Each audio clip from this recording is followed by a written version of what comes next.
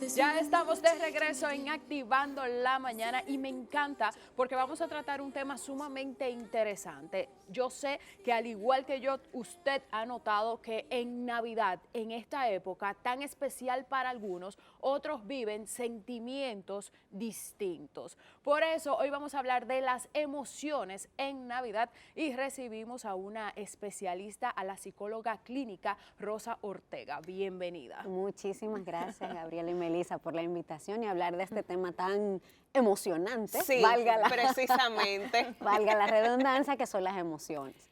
Y las emociones no son más que reacciones físicas de estímulos externos. O sea, si de afuera llega algo, pues nos sentimos tristes, alegres, con miedo, con asco, que es una emoción clásica. Y bueno, vamos a hablar principalmente que en Navidad parece ser o parecería ser que nos sentimos felices todos, deberíamos sentirnos algunos felices. no soportan la Navidad. Hay algunos que no soportan la Navidad. ¿Y a qué se debe eso?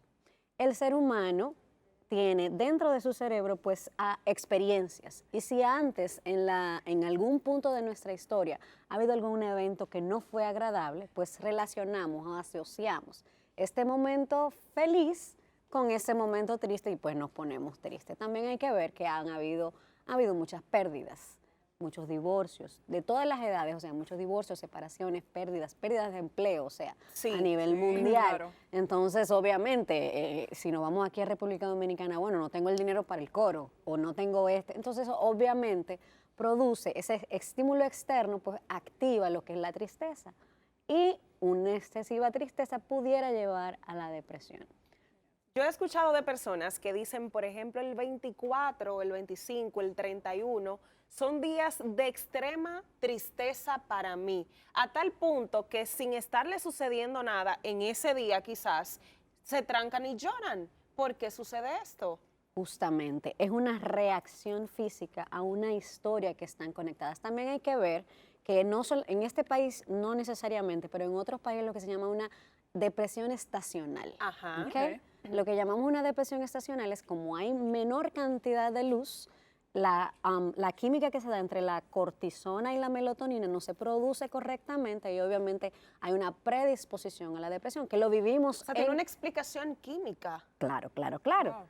Y fíjense cómo durante el confinamiento muchos de nosotros a veces llorábamos sin entender por qué. Sí. Porque no teníamos la luz del sol. O sea, obviamente hay un efecto físico y químico, porque las emociones tienen que ver con esa reacción. Por eso somos más alegres también en este país. Por eso somos más alegres en como este en país. Londres, que siempre que Y ahora llega a mi mente que en confinamiento yo veía en los diferentes programas que se hablaba, salga al balcón y tome sol, suba a su techo, tome sol, pero en ese momento no le veía la explicación a nivel científico que usted me está dando ahora. La vitamina D, por eso nos ponían a tomar mucha vitamina D, porque eso la luz del sol pues lleva a eso. Obviamente hay personas que tenemos factores predisponentes, o sea que nacemos con ciertos elementos dentro de nuestra química cerebral que pues nos hacen más depresivos. Entonces sí es importante buscar ayuda. Pero eso es como a nivel químico. Está la otra parte de que quizás me haya sucedido algo en una fecha similar y cada año yo lo traiga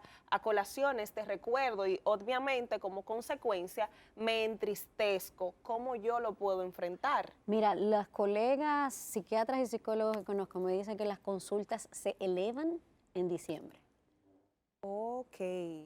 Yo creí que las consultas estaban vacías, No, que no, la no. gente estaba en Las otro tipo de actividades. Ayer justamente hablaba con una colega psiquiatra y me dice, Rosa, las consultas se elevan en diciembre de una manera impresionante. Justamente cuando estamos, lo más importante cuando nos sentimos en estos estados de tristeza, primero sentirlo, no podemos tratar de negarlo. Porque o invisibilizarlo. No estoy triste, estoy feliz. Eso es lo primero, porque hay que asumir esa sensación de tristeza. Eso es lo primero. Y segundo, buscar ayuda, buscar una red de apoyo. Y no necesariamente familiares o nada, sino buscar una persona profesional que nos pueda acompañar en este proceso de que cada quien es diferente. O sea, cada persona es individual y particular y vive su proceso de una manera especial. Ahora, licenciada, podemos ver que hay otras épocas del año, por supuesto, pero ¿por qué sucede más en Navidad? El otro día escuchaba un podcast con especialistas de su misma rama y decían, te puede suceder algo en octubre y no te cae mal Halloween, te puede suceder algo en febrero y tal vez te llevas muy bien con San Valentín, pero ¿por qué específicamente en Navidad es que se da más? Mira, voy a hablar de un término que se llama el inconsciente colectivo. Okay, el inconsciente colectivo es estas creencias que todos tenemos a través del tiempo. O sea, ¿por qué un niño tan pequeño cuando nace rápidamente entiende lo que es Dios? Porque es lo que llamamos el inconsciente colectivo. Hay un inconsciente colectivo dentro de nosotros que asume que la Navidad debe ser alegre. Es felicidad. Es una creencia que tenemos. Imagínense que el cerebro humano es un iceberg. En la puntita de abajo hay unas creencias que no tenemos acceso, que están ahí debajo. Y ahí en ese inconsciente colectivo dicen, la Navidad es alegre, la Navidad es felicidad. Oh, pues yo La tengo Navidad- eso en mi cabeza. Sí, Para mí yo la Navidad es también. alegre. La Navidad es familia, pero miro a mi entorno y no es así. Entonces viene lo que es un choque de creencias, ¿no? Sí. De lo que yo creo, de mis expectativas, que es uno de los temas importantes a tratar en las terapias. O sea, ¿cuál es mi expectativa y cuál es mi realidad? Entonces lo importante es alinear o bajar las expectativas o ajustar a la realidad para ver que si estoy sola en este momento, si soy una persona soltera sin hijos, ¿qué hago para poder disfrutar en mi entorno la Navidad de acuerdo a mi realidad? Hay personas que la Navidad le despierta un entusiasmo, podamos decirlo así, como hasta exagerado, que hasta inician en octubre con todas las decoraciones en el hogar y ya toca el momento de despedir la Navidad. ¿Les afecta emocionalmente a estas personas que tienen este apego tan irracional, por así llamarlo, a esta época del año? Bueno, yo creo que depende, obviamente, depende de la persona, no podemos generalizar. Exacto. Como que todas las personas que tienen este esquema van a aferrarse a los arbolitos, por así O a la decirlo, o a la época. época. Pero sí puede haber, ya depende mucho de lo que es la persona y su peculiaridad, Sí. que se apegue a esta sensación. Lo ideal es pues tratar de ver qué otras seasonal vienen. En Estados Unidos es más fácil porque tú tienes Navidad, tienes Easter, tienes Summer, Siempre tienes... actividades. Y hay Ajá. siempre un involucramiento en alguna actividad. Aquí este tipo de personas pues son más extrovertidas, buscan entender el mundo a través de lo externo, Sí. que es diferente a los introvertidos, pues que podemos mantener nuestro estado desde dentro. O sea, esas personas que disfrutan más el entorno, debemos definirlas así como un poquito más extrovertidas.